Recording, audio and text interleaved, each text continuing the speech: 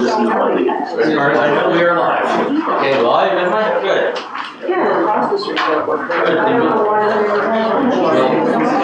We'll call the public hearing to order.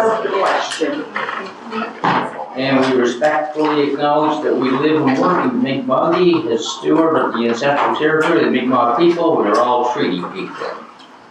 And I'd just like to acknowledge that Andre and Derek have declared a conflict. They're not sitting at the table, but are in the audience. So, it's a single item agenda. Consideration of development agreement with Ed Astra Capital Limited and Lobster Point Holdings to permit development of 24 dwelling units, 4 buildings containing 6 units each, Chester Commons Road. Did you turn the mic off? I can't hear that. Oh, sure. Yeah, didn't know you couldn't hear.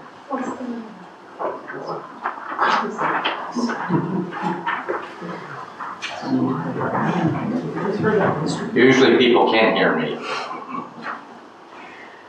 Okay, so you're satisfied, Mr. Lamy, that it's properly before council? Yes, it is, sure. Thank you. So, Garth, the floor is yours. For the moment, anyway. All right. What I'll do first here is just a quick review of the public hearing report. So this is just a record of the basically, I guess, the timeline of this file. So we have the original motion here, which was directed to staff from council to proceed with drafting the development agreement in the staff report. We held our usual series of meetings here. So there was council direction to staff. We followed that up with a public information meeting on March 4th. April 17th, the file moved to the Municipal Planning Advisory Committee, where there was a positive recommendation from MPAC to proceed with the development agreement. On June 27th, Council gave their notice of intention to enter into the development agreement and set the date for this public hearing tonight. And again, in keeping with our usual public participation policy, we ran a series of advertisements for those meetings. Posted notice on our municipal website. There was a sign posted on the site and all of the other advertising and notification that we typically do, including a mail out to property owners within 30 meters of the property itself to advise of this meeting. So as a brief overview, and I'm happy to go into more detail if council has any questions now or later in the agenda. Essentially, the application is for a development agreement, as the warden stated, for 24 dwelling units. This is to be contained on a single lot in the mixed-use zone, which permits 12 or more dwelling units on a lot by development agreement. In this case, the subject property originally was consisted of 5 parcels, which have been consolidated into a single lot that will house the development. In preparing the staff report and analysis here, staff reviewed the submission documents from the applicant and the series of policy statements in our municipal planning strategy that govern development agreements and in particular residential development agreements. So the policy analysis was contained in the staff report here. And again, if there's any particular questions, I'd be happy to go through any of those. There's a couple that I will highlight. In short, we do have policies around the site, how the site will be serviced. So there is not municipal sewer or water in the area. And so we've received a receipt from Nova Scotia Environment, which confirms that the submitted design for a septic system was acceptable to them and met their standards. And similarly, we have received a letter signed by a professional engineer indicating that well logs and available data in the area suggest that a series of proposed drilled wells will supply the development with sufficient potable water. This report also states that there will be a storage mechanism on site that will be used to provide for peak water needs. So essentially, if everybody in the development was turning on their taps at once, there could be a bit of need for storage, so they're going to supply that.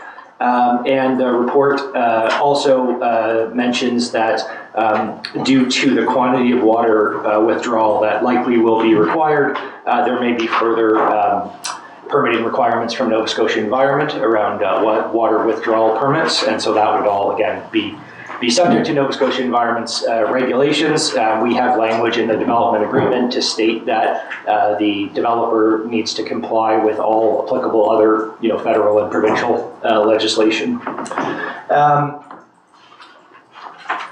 Similarly, or I guess another item I wanted to note here is the design of the building and the density of the development. So we have under policy 829, there's a series of policies, one of which is that residential design and the residential density, and the building design are compatible with, but not necessarily the same as, the community character area and the surrounding neighborhood. So in this case, staff analysis is that the proposal does satisfy that policy. The site is surrounded by single unit dwellings and some vacant parcels. And although the proposal does have greater density than the surrounding uses, the design has been done in a form that's a single story, so it's not a multi-story apartment building, so the height is in keeping with what's around. The visual look of the building similarly has some of those elements, although there aren't specific architectural controls here. I think some of that has been taken into account. And also breaking the building into 4 buildings as opposed to one large structure, again, helps with that form, bulk, and scale when reviewing it against neighboring properties. Stormwater management has also come up as a concern at the public information meeting. So we have a stormwater standard in our municipal land use bylaw. We have a report that the site will meet that standard. And we have received a stormwater management plan, but detailed plans will be submitted prior to permits being issued. And that's how we've done similar other developments of a larger scale, where some of the final plans aren't required until they're actually at the point of permits. And there can be a variety of reasons for that, one of which is sometimes the siting of buildings slightly will change as plans move along. And so having those stormwater plans done closer to the permitting stage tends to have less error or less change in design.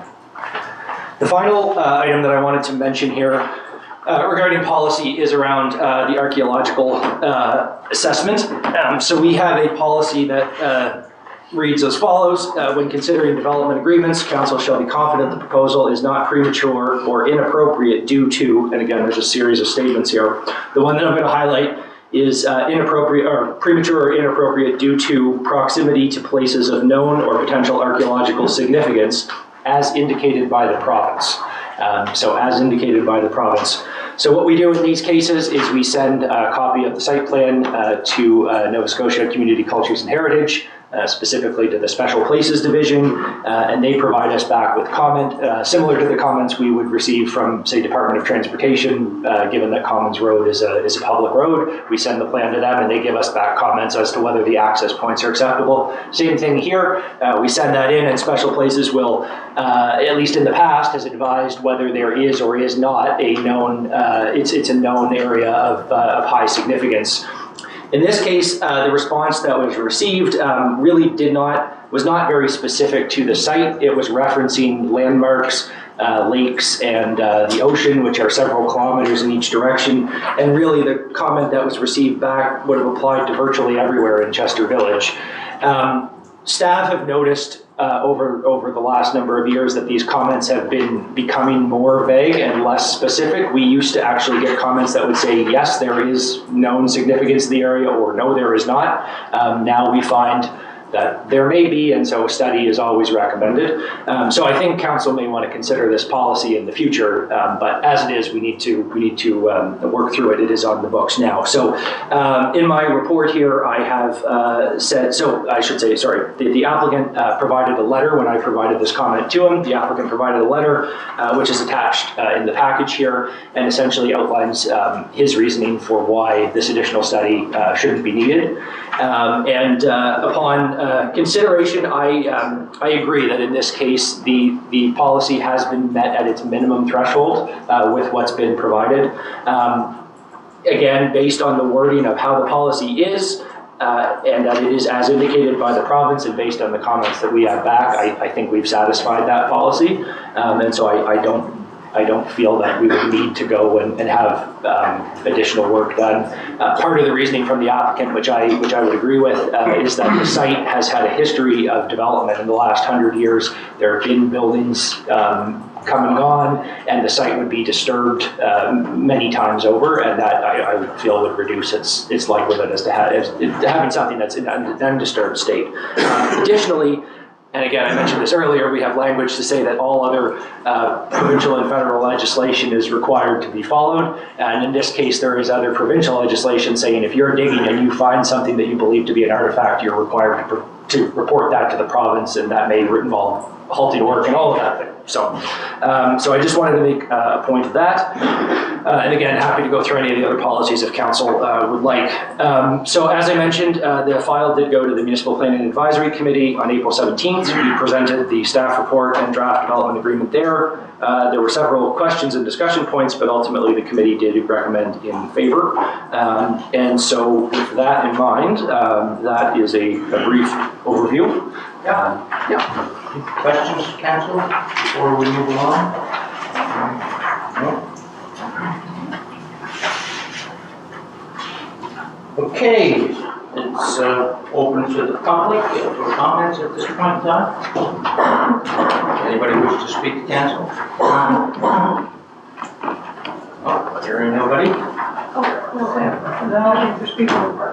That's what they're saying. Yeah. Somebody wants, does somebody? I have a question about water. I'm surprised. Will there be any requirements for like any cisterns or anything like that? That's Kathy Ross, 142 Chester Commons Road. Sorry. Yeah. Yeah, anything with regards to backup water for this? I mean, 30 units go in, I just up around the corner, what's gonna happen to the water table? That's my big, I'm all over the place if they're taking care of the water. Well, I understand there's going to be a storage unit, that's what you might do. But is that from the water table or is that from above? So it'll be on the site, there'll be essentially a cistern put in to hold water so that when, like I There's said, a storage. theoretically, if everybody turned the taps on at the same time, Yes. I guess what the report is saying is that might exceed the capacity of the well in a short period of time. And so that's why the storage would be there to provide for Is that. it storing from the sky or storing from the water? I believe it would be stored from the water table. That's my understanding based on the report. I Well, know they engineers- fill it when there's all kinds of water, then you may or may not have to use it depending on circumstances. And who's the company? What is it, Astra or something? And. Sorry, the comments are supposed to be directed to the chair. That's why I keep looking that way. I'm not trying to read. I don't know what I'm doing. Ed Astra Capital Limited, Lobster Boy Holdings. Yeah, who is Ed Astra? I looked up and found something from Spain, but I don't know if I got the right company. I mean, it's public information, so just for record, anybody can look under Registry of Joint Stocks online, and you can look up any company name and find the directors and registered agents who are listed there. And the directors. It's me and Andre. Oh. So it's on, Spain. on What's that? You're not from Spain? No. No, it's your company. It was me. Trail Cadillac. I just heard your name the other day. Wow, anyway. No. I have a Yeah. question. And what's the other Is, sorry, another question? Okay, name and civic address? Yeah. My civic address is 65 Dan Stone Road, which I learned this morning is a private, I used to call it private public road. And your name, please. Your name, My name's Colin. last name. So you just need it for the minutes. I have noticed in the past couple of days that someone has dug across Chester Commons Road into your project, inserting,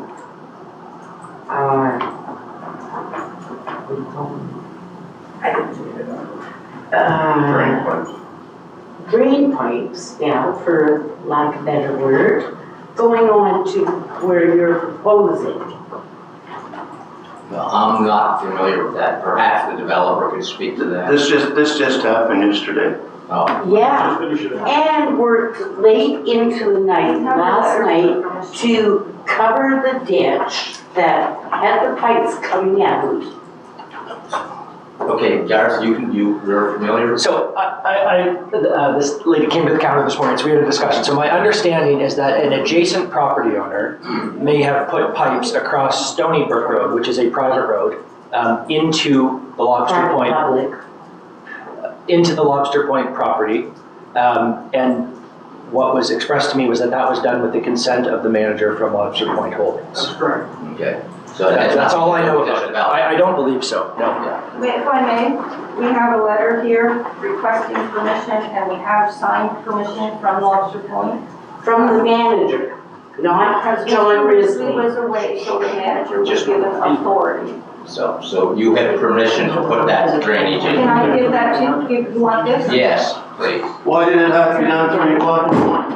Yeah. It was. One person at a 3 time o'clock in the speaks. morning. And they finished it too. I was up all night, I never slept a bit. Yeah. And it's not John Risley. One person at a time decided to speak.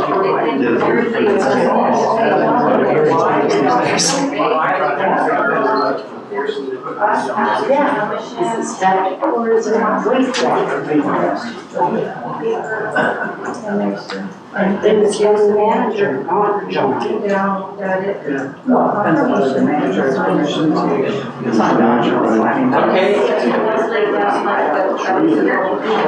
did, Jean was right, 3 hours, they were down there covering it up. And I walked in this morning at 7 o'clock.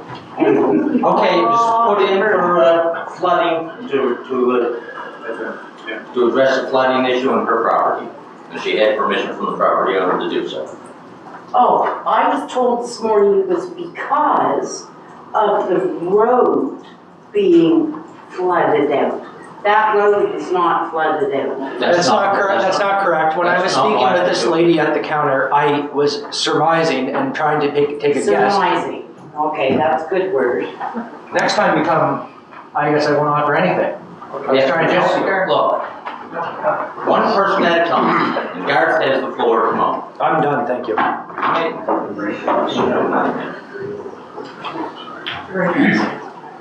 Ray Cambria has his hand up next. Yeah. Ray Cambria, 216 Central Street, Chester. I'm looking at the documentation that you were kindly presented. Page 4, under item 5, it says structures. It says, the building shall be shown as the plan attached to Schedule B.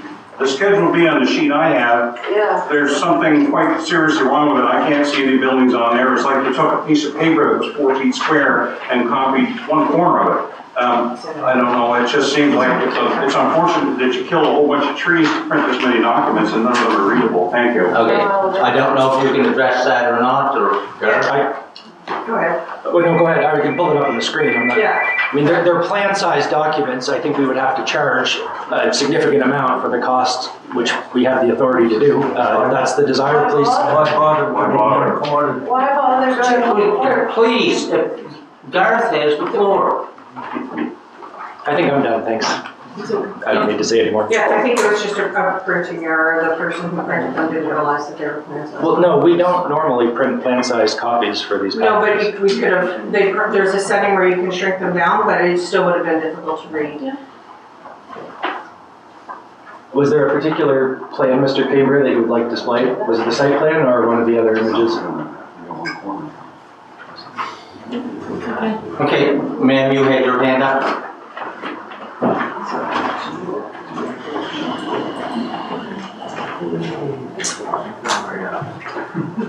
Right up to the top, ladies and gentlemen. Just press the button there. Just got it. Big one. Yep. Oh, there you go. There you go. I'm Catherine Keddy. I'm a peasant from Chester Commons. Not privileged to live on a private road or anything. All the traffic is right by my door. Did you say your Civic on Commons Road? Pardon? Your Civic? I forget now where I live. 80 Chester Commons Road.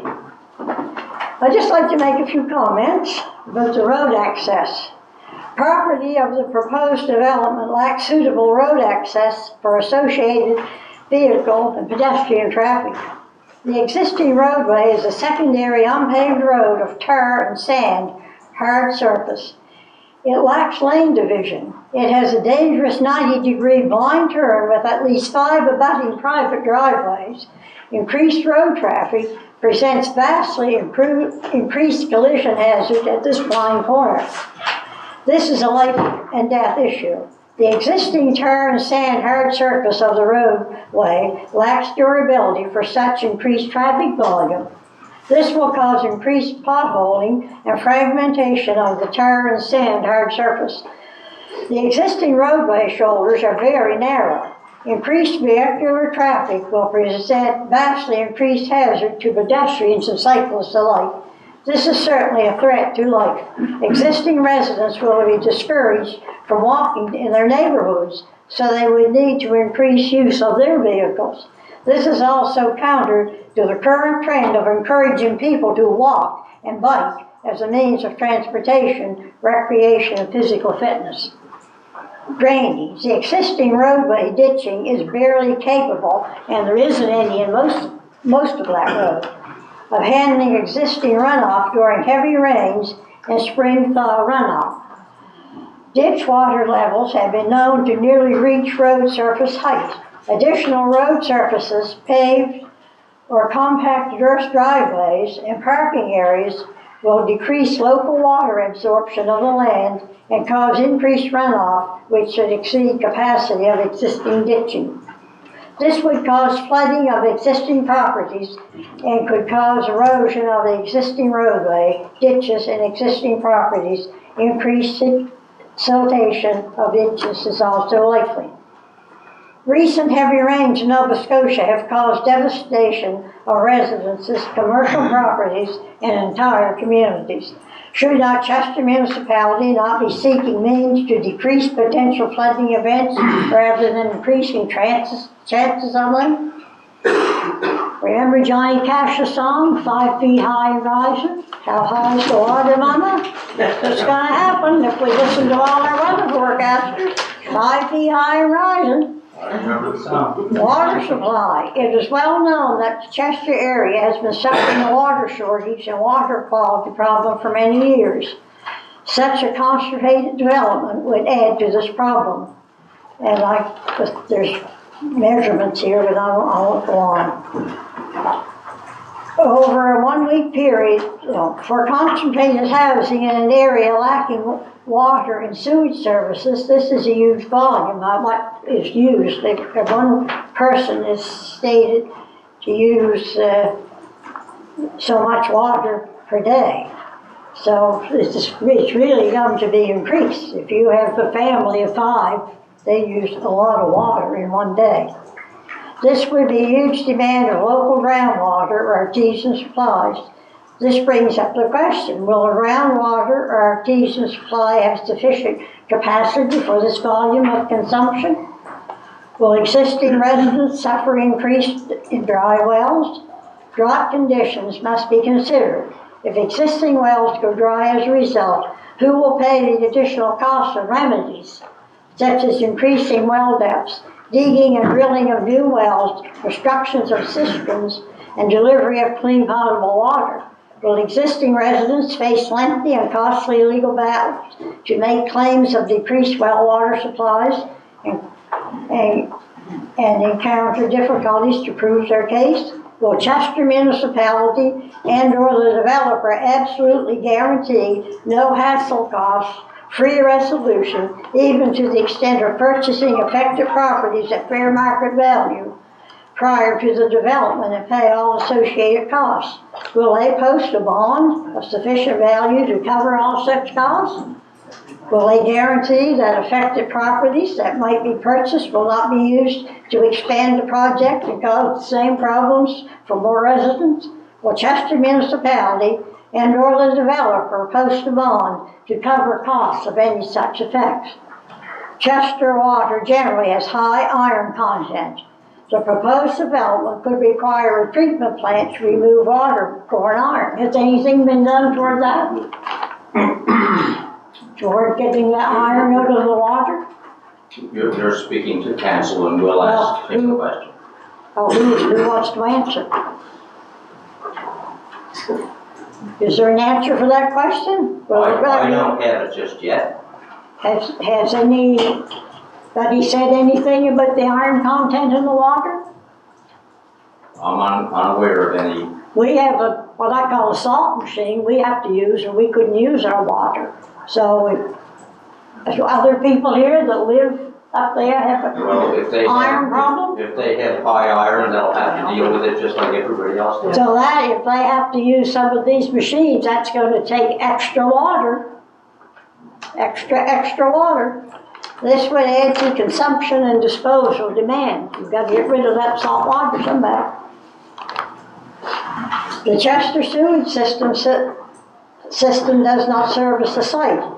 Being that equivalent of 1.5 tanker truckloads daily water consumption must be disposed of as sewage, what type of sewage system is proposed?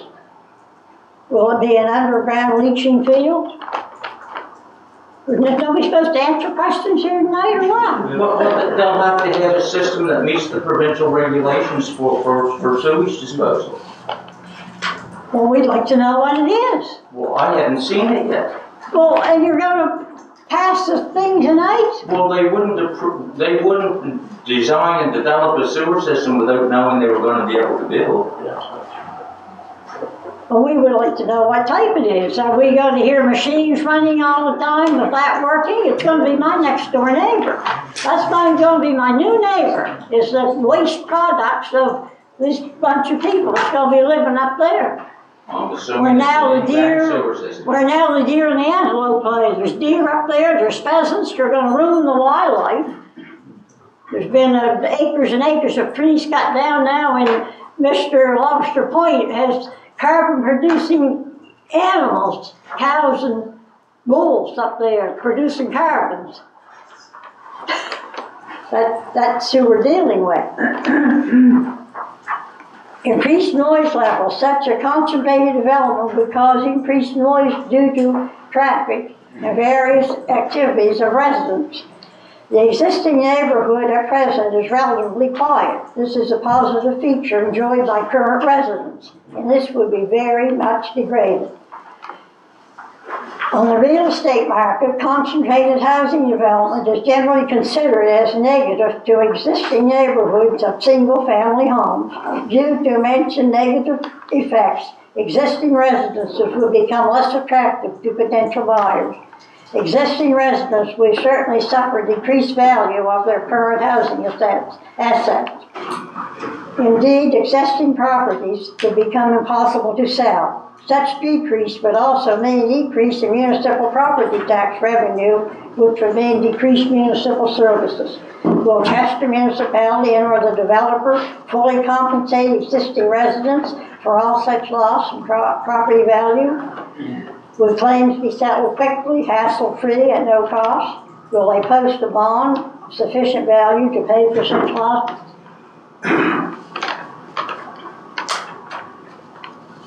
From what sources would the project be financed? Would it be completely private financing, government, or some combination of both? Any government funding would place additional burden on the public, which would add to already crippling taxation and the already out of control national provincial debt. What will the rent be for a unit? Will it be subsidized? If so, by what level of government? And what would the criteria for potential tenants to qualify? Does the local housing market require such a development? In the principal project principal, John Risley, Director, Lobster Holdings. John Risley is Director of Lobster Point Holdings. He's also chairman of World Energy GH2, which plans to build a massive green hydrogen project in Newfoundland's west coast. Why is the municipality of Chester hiding the true identity of the owner of the proposed project behind the name of the shell company? Because when I was here to that one meeting, that Lobster Point was never mentioned. It just said that Mr. Vino had bought the land from Mr. Risley. And here comes out later that Mr. Risley is in on the project. So why weren't we told that from the beginning? That's my understanding of the situation as it's unfolded. It was, pardon? That's my understanding of the situation, that Mr. Risley at this moment in time is involved. Yeah, but we weren't told that at that meeting, and I attended. This all came out to me later. Mr. Risley is also Director of Rural Energy, GH2. By this project, he is planning to destroy vast areas of western Newfoundland wilderness and seriously degrade communities to construct huge wind turbines as energy source to produce hydrogen, which will be used to produce toxic ammonia, which will be exported to Germany to be used as fuel in a vain scheme to decrease European CO2 emissions. Mr. Risley is reportedly in a conflict of interest with Newfoundland Premier Fury in connection with the project. Why is Chester Municipality considering entering into a deal with a person of such repute? The man is planning to wreak massive environment destruction on Newfoundland and also is embroiled in political scandal over that project.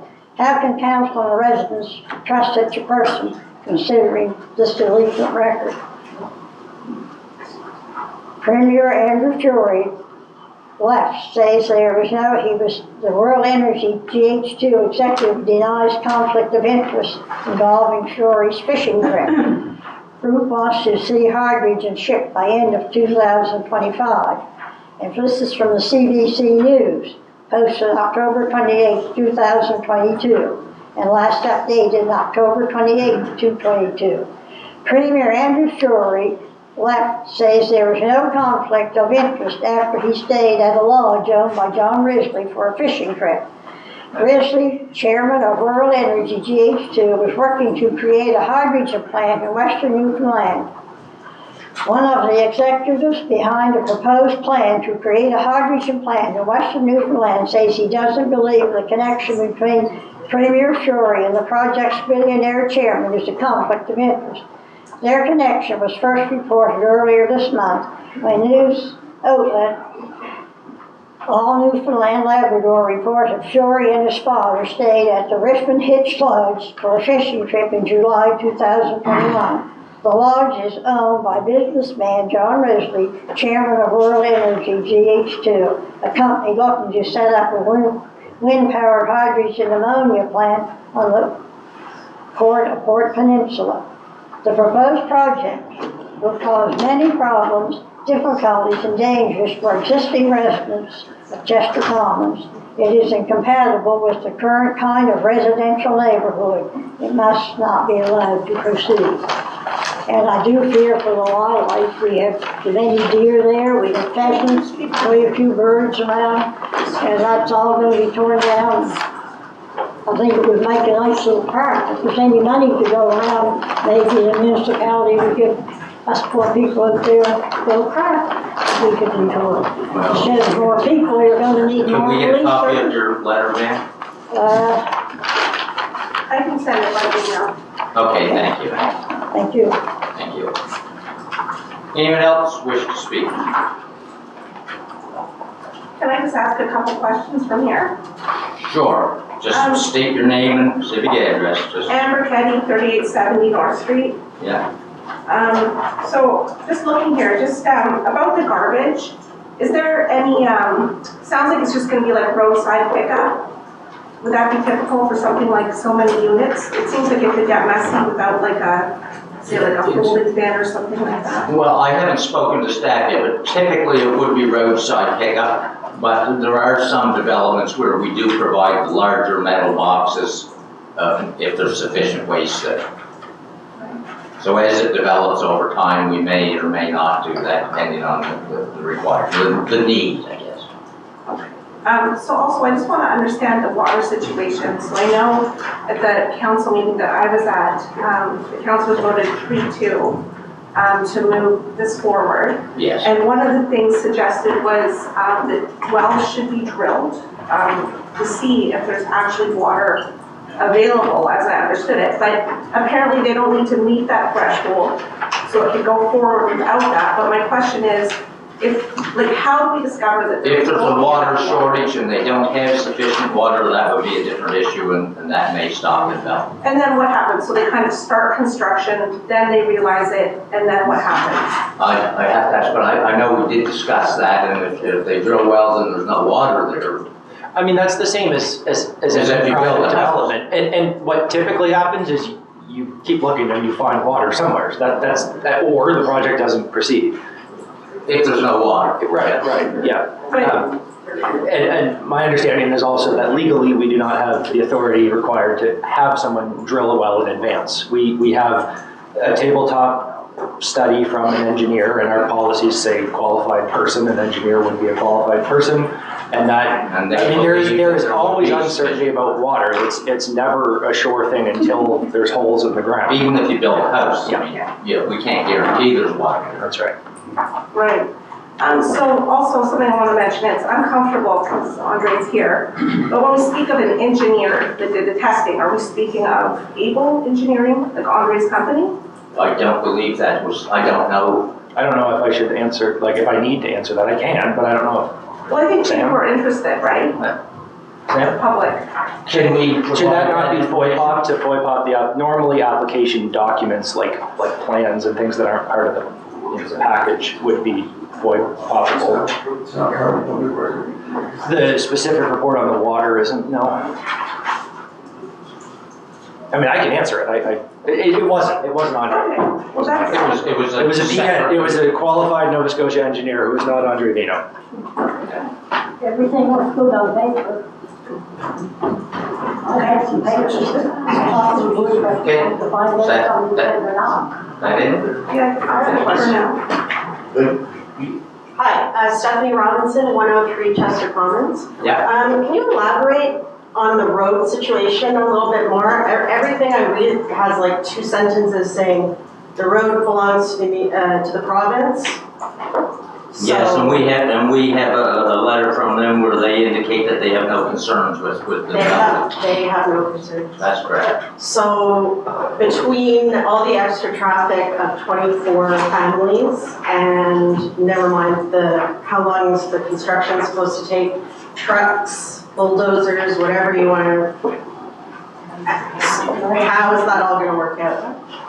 Like how, so you say the province It's their is not road, and problem? they've indicated to us that they have no concerns with the development.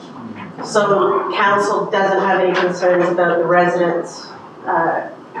It's the Department of Highways' responsibility to make that So decision. that doesn't answer the We look to- question of whether the road has the capacity. So we would look to the traffic authority, in this case, that is the province. Yeah. And the comments we received from them is that they have no concerns with the development and the amount of traffic and volume that it would add. And they've, That's what we have from them, and they are the ones who own the road. But our counselors wouldn't work for us to try to get that, go to the problem. I just want to say one thing. Just your name of it. Eugene Graves, 84 Chester Commons. Anyways, after all them big rains and stuff, the ditches out there, culverts, they're 18-inch culverts. You see this much, top of them. There's nowhere for the water to go. Whoever's on the low end's going to get the water. It's up to the highways to get some of this ditching. They don't want, some of them say, well, it's up to the municipalities, up to this, up to that. They don't want nothing to do with it. Well, they belong to the Department of Transportation. I know, but they just wash their hands right clear of us. All we can, I'm finished. All we can do is ask them to do it. Counselors go to work for us, but they work for us. It looks like they're working for themselves. But they go to work to the province and try to get something for us. We can try to get them to fix culverts, yes, but I can't make them fix culverts. Somebody who hasn't already spoken, yeah. Oh, sorry, you made your hand up. I did. Megan Rayfuse, 120 Chester Commons Road. Can the council answer for me if the municipality has a strategic and/or plan for housing for the municipality currently? We currently don't have anything called a housing plan. We are working on a growth plan right now. And so you currently don't have a growth or development plan? Well, we have a municipal planning strategy which governs the development of growth and land use currently. It's not specific to housing, it's our municipal planning strategy and land use bylaw, and we have one for the village of Chester as well, but in this particular case, I believe it's the MPS, the municipal plan, that would govern land use out there right So now. you've recently passed already a huge development on Stanford Lake. You're now trying to pass this development and also the new secondary dwelling within the village without any sort of real housing plan for our municipality. Does that make sense at this point to be passing things when there is no plan? So the municipal planning strategy and land use bylaw are what governs development and growth right now. And we did a 6-year And we review. did a 6-year review of that, and it was passed in 2020. But nothing to do with actually housing and whether or not there's affordable housing that families can afford in this community. We have a housing needs assessment that's been done that shows a deficit of, I think, 350 homes in the municipality. And so for this development, how many of these units are going to be affordable for families in this community? That's not a decision for us to make. It's a private developer developing these houses. We are not involved in any way financially with the development. Right, but you're the one passing this and you can add stipulations to those effects, can you not? No, we can't. We can't make them have affordable housing. Well, then I think that's an easy question. If there's no affordable housing, along with all the other complaints that people in the area have, then it doesn't make sense to move forward.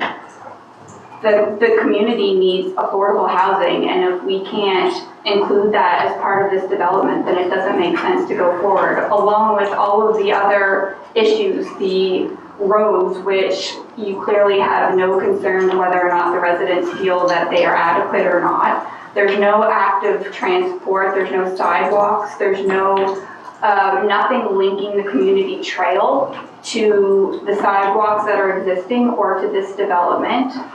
There's water issues, there's sewer issues, there's groundwater issues, there's parking issues. Where's the parking for people who are going to be visiting these communities and these housing?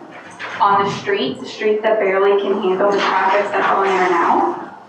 They won't require parking spaces on their site. Yeah, it's shown on here. Yeah. For the residents who live there, but there's obviously going to be people who will be visiting them. Where are they going to be parking? People visit all kinds of places in the municipality where there are not parking. There's not There's enough no parking parking in there at all. in the There's no parking though on a road that barely can handle the existing traffic. Did you have something Well, there? I just wanted to make the point that council is obligated to follow their policies. And the policies, as the CAO mentioned, are in the planning strategy that was written from 2014 to 2020 and is in place. So council can't just decide that they don't like this development. They have to base that on a reason. And if they don't, the developer can take council to the UARB and say, on your policies, you say you'll approve a development if it meets X, Y, Z. We've shown you X, Y, Z, and you've turned us down for a reason that doesn't mean anything, and that will get overturned. So council can't just, so for example, with the issue we've been talking about, the road, that is an issue for your MLA and for the province. That's who can affect change there. Council can absolutely write a letter, I'm sure they will. It was noted in the staff report here that, for example, sidewalks, which are a municipal responsibility, having 24 more housing units on Commons Road will probably ramp it right up the list in terms of priority for sidewalk. I'm not guaranteeing that, that hasn't been discussed with council, but I think that's fair to say. You doubt me if you like, that's fine, I'm not. No, that's what happened. Better get a road to put them on. So, but, okay, I was trying to help explain a little bit whether you like it or not. So the provincial road, if council turns that down and we have an approval from the province, that's valid grounds for the developer to get that overturned by the utility review board. So the policy needs to change. So potentially that's what you're looking to change. And again, that was what we reviewed in 2020. Yeah. Okay, yeah, you were. Tommy Gray, 79 Commons Road. Tommy has the floor. Yeah, I've lived on that road longer than you've been alive. So don't tell me what is an obvious happening after we put 24 more homes in there, because you don't know. Okay. You're making an assumption. I can make all sorts of assumptions with that. One of our last rain events, myself and two neighbors were down in the ditch with shovels, trying to get the water to move before my property flooded anymore. Derek, I called, he came out very quickly. We looked it over.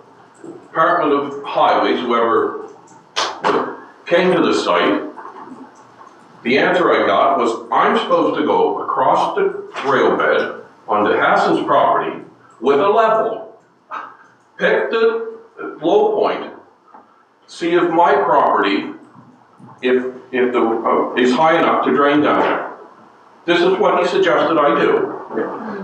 The support I got to call to Derek, and when he visited it, I haven't heard another thing about it. I haven't heard another thing from the highway. So not to put a negative side on this development, but now we're gonna put 24 units above my property. The water has to go somewhere. Well, for the last 40 years, it's come down in my front lawn. So I can't accept what you're saying, that there's obviously plans in place to look after all this stuff. Because I haven't seen, I've been to a couple meetings, I haven't seen anything to assure me that these problems are being looked after any different than they are now. The road's not fit to travel on. We know that, we've known that for years. There's nowhere to walk. You can't get two vehicles by at the same time without one pulling over in most places. And I haven't heard any answers to these problems. All it seems to be is we're flipping it back onto the province. Well, isn't our councillors that we've elected supposed to provide us with some answers from the province? Like, we need someone to help us with a lot of questions that's out there right now, and we're not getting help with answers to that question. Most people just can't contact the province and get proper answers to these questions. And it seems like we're getting ahead of ourselves here a bit, to the stage that we're going to say yes or no to this development, and there's a lot of unanswered questions out there that directly affect the people in the area and the rest of the area. And there seems to be a lot of unanswered questions. And with the drainage problems and stuff, it just goes on deaf ears time after time after time. And you know, do we have to do it ourselves? Like, do we have to, I can't dig the road up and lower the drain like it should be. I don't think I'm allowed to do that. Well, different situation. But I'd like to have some level of assurance that some of these issues have been thought through and worked out, and to assume that the roads are going to go to the top of the list. That's not an answer. I'm sorry, that's not an answer. That's an assumption, and that's supposed to satisfy the homeowners that live in that area. I'm sorry, that's not right. Thank you. Thank you. It used to be greenbacks, now it's loonies, and all these honey people have gone loony. You've already had your opportunity to speak. Is anybody else who has not spoken yet? Who has not spoken yet? Travis Cantway. We're on 219 Grant Lake Road. Oh, you're not in, you're not in. No. He has the ability to speak. I'm in partners with Andre with his development. It's a needed thing for Chester. We're not looking to get rich, and we're not looking to ruin anybody's lives or anything like that. I mean, we're only putting 24 units in there. We could put 55.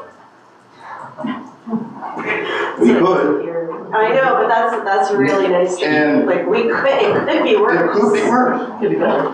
It's just like 24, boom, right in the middle of it. That's Just big. allow him to speak. But we're gonna try to do our best to make it a nice spot. I've been running the hammer since I could walk.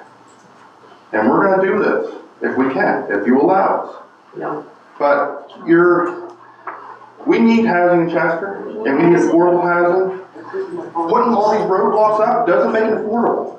I already said it wasn't done. It doesn't. But it's not like people aren't making this stuff up. Oh, I know. Like, it's like it's. This is not a debate between the two of you. If you want to speak to council, speak to But we're council. trying to do our best with what we have and what we're gonna, there's no government money with us, it's us.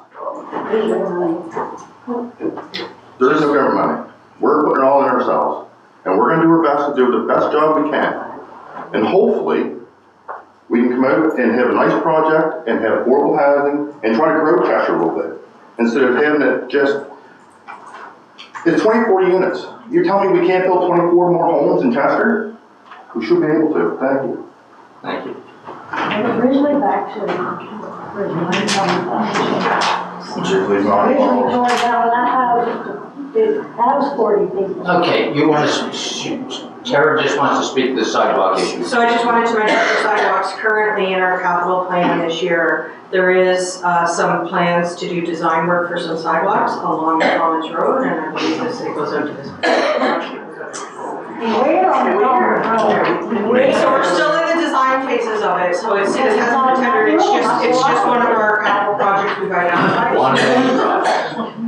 I was going to say, so I think if you guys could even just like pretend that you were going to try to assist and answer the questions of the people here, it would make us feel so much better, feel like people are actually listening, rather than just saying like what Tommy said, like pushing it off the provincial government.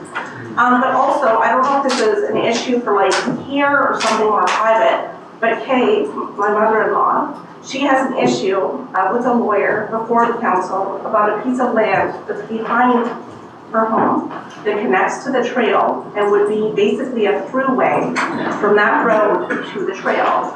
And I don't know how that's gonna factor into everything, if it does at all. But I don't know if that land has been included in the plans for the project or. Not to my knowledge, and we haven't received any letter from Yeah, any it's lawyer. still their lawyer, but it will be becoming. But we haven't seen it. Okay, what I'm trying to say, there's other people in this room that can answer the question. Is that piece of land involved in the development? Not That land, not to my knowledge. okay. Discard? No. That would be down this way. It's basically the tract of It's land part of from the in front of unopened Eugene's right away. driveway to the trail. On, you know? What doesn't belong to this property, so it can't be part of the development. Okay. It's municipal land, that's right. Yes, that's correct. Okay, so you don't know that the municipality has any plans to turn that into a walkway for the project? No, we do not. Okay. I'm familiar with the possible letter coming in from a lawyer, but I have not seen it, so I can't comment on it. Okay. Is the corner piece there, the squiggly? Yes. Down here? Yeah. Sorry. Yeah, Like the down at the bottom. rectangle there. Yeah, that is the proposed septic field. What's my neighbor? Not just yours, Kay, it's ours too. Who? And ours. Exactly. Okay, does anybody else wish to speak to council? If not, I'm closing off the public session. So,